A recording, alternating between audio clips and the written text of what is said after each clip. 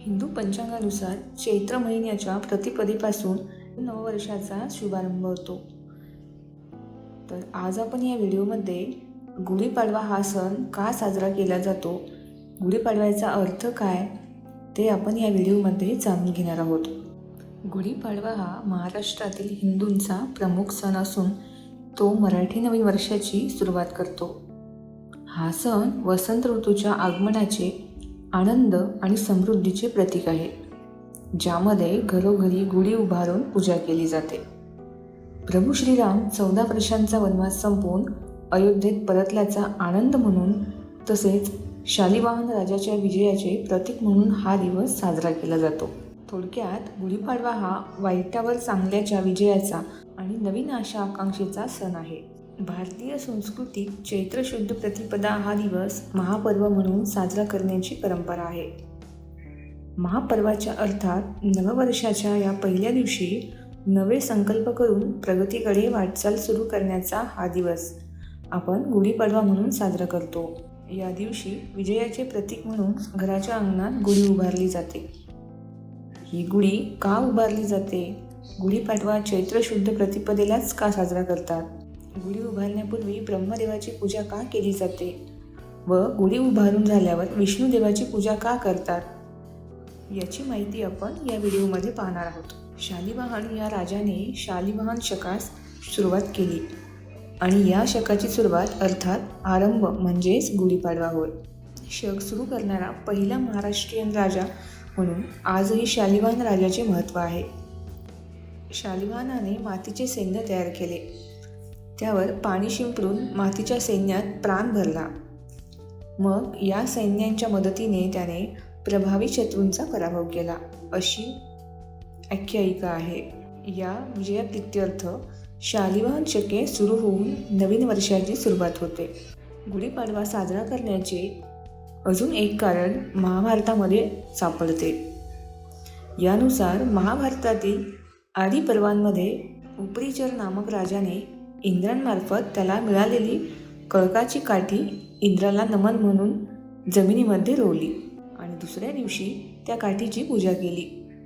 हा दिवस होता नवीन वर्षाचा पहिला दिवस, म्हणून गुढीपाडवा साजरा करतात, अशी आख्यायिका सुद्धा आहे. ब्रह्मदेवाने सृष्टी निर्माण केली तो हाच पवित्र दिवस. ब्रह्मदेवाने विश्वनिर्मिती केली ती पाडव्याच्या दिवशीच आणि पुढे सत्ययुगाची सुरुवात झाली.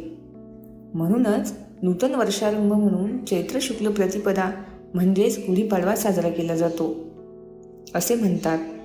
या दिवशी विश्वातील तेजतत्व आणि प्रजापती लहरी या मोठ्या प्रमाणात उत्सर्जित होतात आणि गुढीच्या माध्यमाने आपण त्या अधिक संचित करायचा प्रयत्न करतो. भगवान विष्णूंनी मत्स्यरूप धारण करून शंकासुराचा वध केला. त्या मत्स्यरूपी विष्णूंचा जन्म हा चैत्र शुद्ध प्रतिपदेचाच. शंकासूर नावाचा सागरापासून उत्पन्न झालेला आणि सदैव सागरातच वास्तव्य करणारा बलाढ्य राक्षस होता.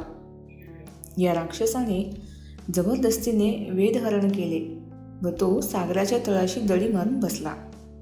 मग देवदेवता ऋषीमुनींनी क्षीरसागरामध्ये योगनिद्रेत असलेल्या भगवान विष्णूंना जागृत केले आणि शंकासुरास धडा शिकवण्याकरिता सांगितले.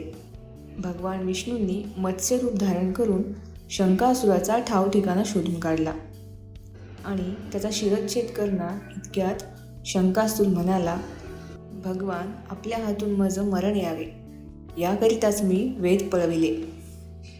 आपण माझा वध अवश्य करावा, परंतु माझी एक इच्छा अशी आहे की माझे कलेवर तुम्ही नेहमी आपल्या डाव्या हातात धारण करावे. तसेच माझ्या कलेवरांच्या स्पर्शाने जलाने आपणास स्नान केल्याखेरीज आपली पूजा पूर्ण होणार नाही, असा मला वर द्यावा.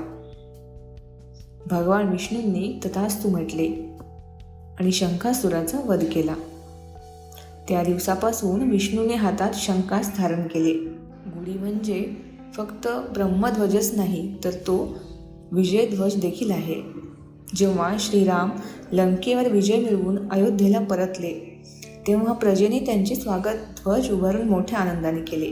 चैत्र शुद्ध प्रतिपदेच्याच दिवशी प्रभू रामांचा 14 वर्षांचा वनवास संपला होता.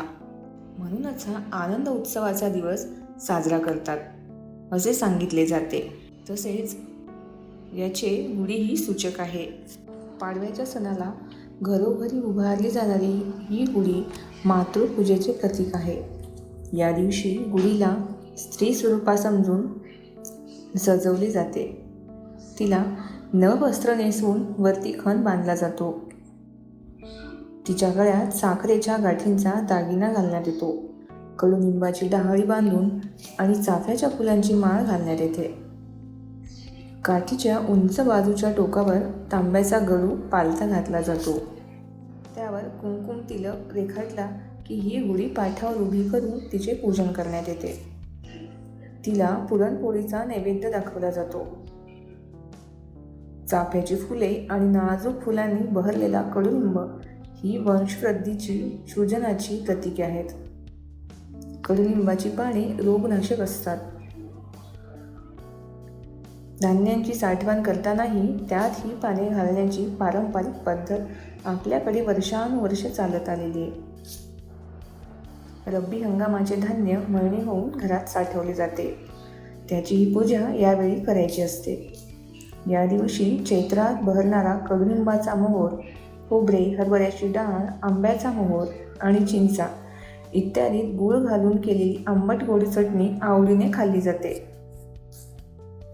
गुढीपाडवा हा सण फक्त महाराष्ट्रातच नव्हे तर भारतातील इतरही राज्यात साजरा केला जातो. तर हा व्हिडिओ तुम्हाला कसा वाटला? व्हिडिओ आवडला असेल तर व्हिडिओला लाईक करा. तसेच अशा नवनवीन व्हिडिओसाठी चॅनलला सबस्क्राईब करा.